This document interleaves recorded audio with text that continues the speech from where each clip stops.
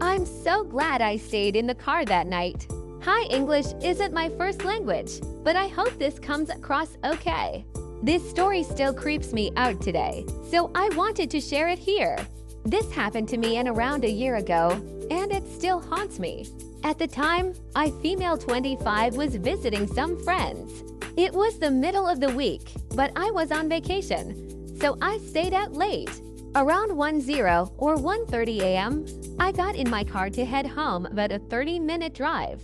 I live in a small German town on a main street, but it's not very big.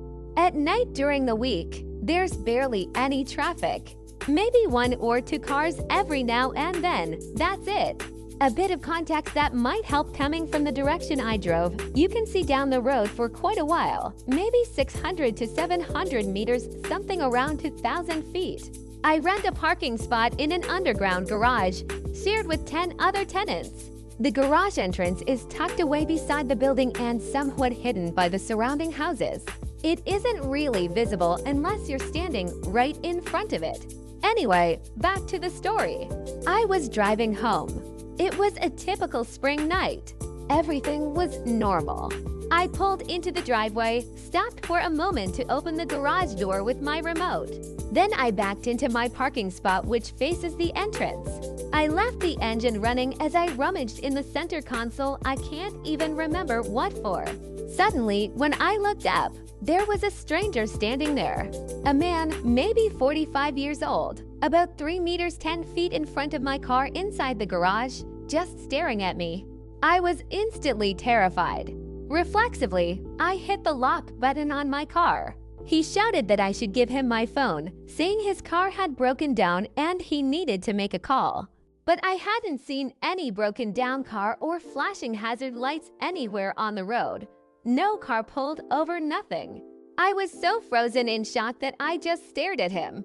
He seemed to notice how confused I was. He added that the breakdown happened the next town, which, by the way, is about an hour's walk away. Again, he told me to give him my phone, becoming louder and more aggressive. That's when I realized what he was not wearing, just knee-length checkered shorts and no shirt. It wasn't freezing outside, but it definitely wasn't warm enough to be standing around half naked. I yelled through the closed window that I couldn't help him and asked him to leave. He, still angry, said, "You don't need to be afraid of me. Just come and give me your phone." I told him I was sorry, but no, and that he needed to leave. He stared for a moment longer, then angrily walked out of the garage. I stayed in my car until the garage door was fully closed. Only then did I turn off the engine.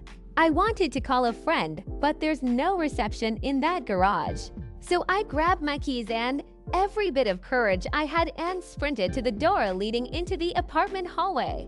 It's a heavy door that jams, sometimes, thankfully, not that night. There's also a back entrance from outside to the garage, and I had no idea if that door was locked or if the man knew about it. Once inside, I ran to my ground floor apartment. The windows are somewhat shielded by a hedge leading to my terrace, but technically, it's still reachable from the street. Once inside, I locked everything, shut all the blinds, and just sat there for several minutes before calling a friend. I debated calling the police but didn't, thinking they had more urgent matters to deal with since, actually, the man hadn't done anything to me. Looking back, I realized that was a mistake. But honestly, I was just completely rattled. I'm usually someone who's happy to help people, but he easily could have asked me to call someone from outside, or knock on a door somewhere, or anything other than following a young woman into a garage at night, half naked. That's just no. I've never seen him again, thankfully, but ever since that night, I hate parking there. I never get out of my car until the garage door is fully closed, and even then, I'm always on edge. I'm so grateful I kept the car running and locked the doors. I'm grateful my parking spot is right across from the entrance, so I had a clear view. I'm grateful the door didn't stick that night. And honestly, I'm so grateful I hadn't gotten out of the car earlier. I really don't want to imagine what could have happened if I had. Edit normally. I don't really share any stuff online. I didn't expect to receive so many nice responses and kind words here. You somehow encouraged me and that made me feel better. Thank you all a lot.